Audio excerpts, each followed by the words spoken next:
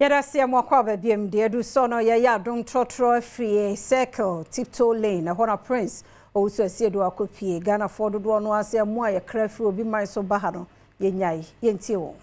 tro ene etwegumu life ene ye de TROTRO no abepie mu ewo tiptoe lane eye circle ye ne empenifo a womo etiminche ebedi nkomo e de afakuafo a womo de abetudwa se eye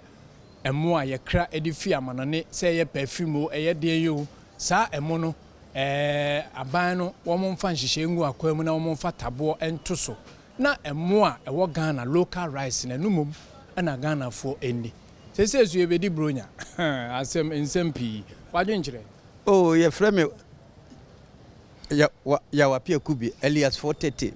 me de asem a wo kan no de enke no kure eye pa se local rice no umba peja local rice no mana abro foreign one no so because Nigeria for ye bi mfitianse na ho kire kakra eba de but say no Nigeria for ye no ayeye amom local rice no ye topa Ghana local rice no ede because me no me age no me 68 years a local rice no ana medie starch nim nti eye pa nti senka aban no betima support local rice omumudua local rice na nka beboa pa na second so on say local rice no what the price no compare foreign one no ne boa no wo form sne local rice no nti senka aban no be support beboa mu na nkoma ye ni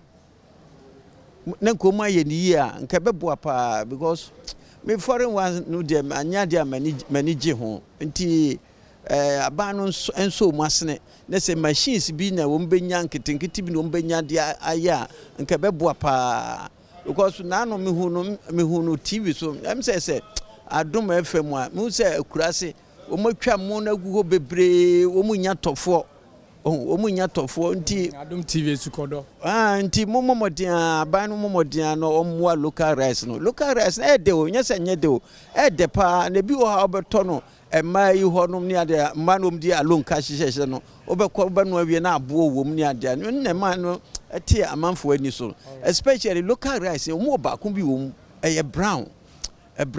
de papa nti aban no emo local rice no de se si animu ya aka bebu summienu a yebedi bronya de o ka se o de ban to so a ebe hadwen nti afi ebesi mu no de na je se omo import de ba Ghana no omunya ni kakra se yada prince o se siedo ase